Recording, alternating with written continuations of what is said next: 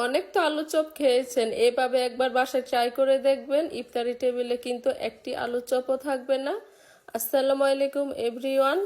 প্রথমে বেসনটাকে তৈরি করে নিব। নিয়ে নিচ্ছি 2 কাপ পরিমাণ বেসন এবং আধা কাপ পরিমাণ চাউলের গুঁড়া।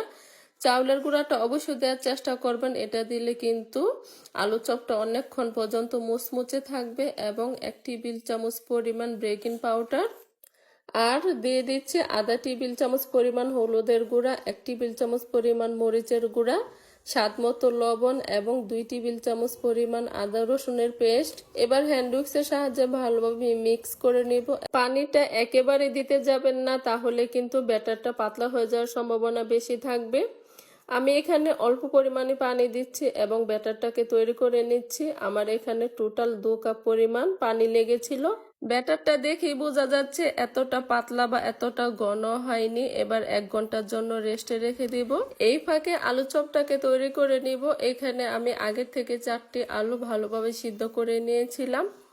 আলুগুলোকে কিন্তু গরম অবস্থায় ম্যাশ করে নিতে হবে। দিয়ে দিচ্ছি স্বাদ মতো লবণ। আলুগুলোকে ভালোভাবে ম্যাশ করে নিয়েছি। এবার দিয়ে দিচ্ছি অল্প পরিমাণে একটু সরিষার তেল, আর এখানে নিয়েছি 1.5 টেবিল চামচ পরিমাণ চিলি ফ্লেক্স, 1 টেবিল চামচ পরিমাণ চাট মশলা, পরিমাণ মতো পেঁয়াজ বেরেস্তা ভাজা, আর দিয়ে দিচ্ছি পুদিনা পাতা কুচি। আলু চপে পুদিনা পাতা দিলে আমার কাছে খেতে খুবই ভালো লাগে। এবার ভালোভাবে মিক্স করে নিতে হবে। এবার এখান থেকে পরিমাণ মতো মিশ্রণ নিয়ে আলুর চপের শেপ দিয়ে নিব। আর সবগুলো আলুর চপ এভাবে তৈরি করে ভাজতে গেলে সেটা কিন্তু খুব তাড়াতাড়ি হয়ে যায়। এবার আলু চপগুলো বেসনের সাথে ভালোভাবে মিক্স করে তারপরে ভেজে নিব। আর তেলটা কিন্তু অবশ্যই ভালোভাবে গরম করে তারপরে আলু চপগুলো দিয়ে দিতে হবে।